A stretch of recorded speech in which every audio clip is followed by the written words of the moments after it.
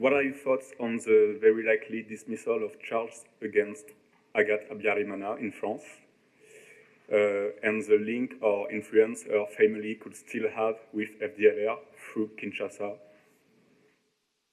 Thanks.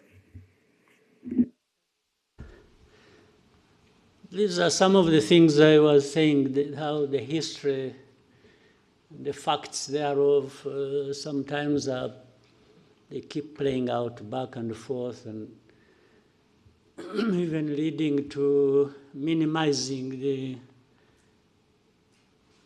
the identity and the effects and the real bad image of FDLR. And you see it playing out in different places and ways.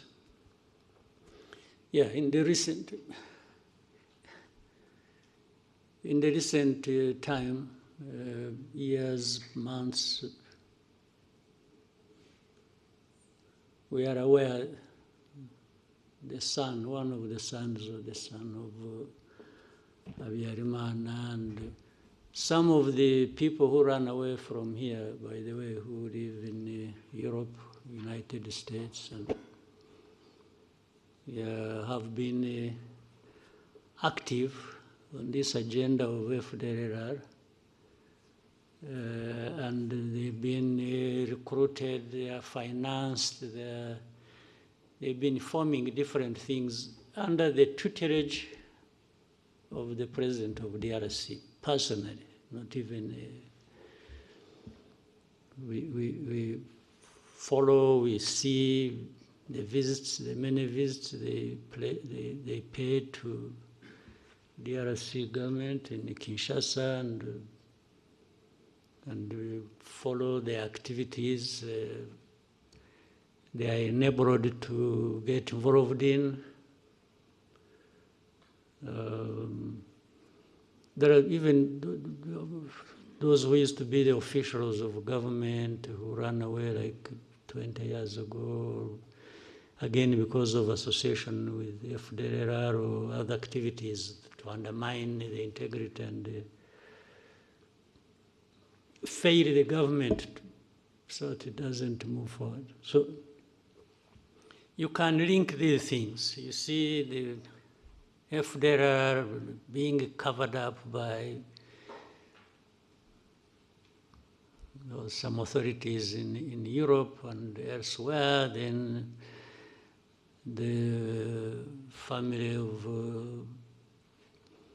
Habyarimana and individuals who were active in what happened in the tragedy, like his wife, and they are in the courts of law, the cases are treated the way those powers decide.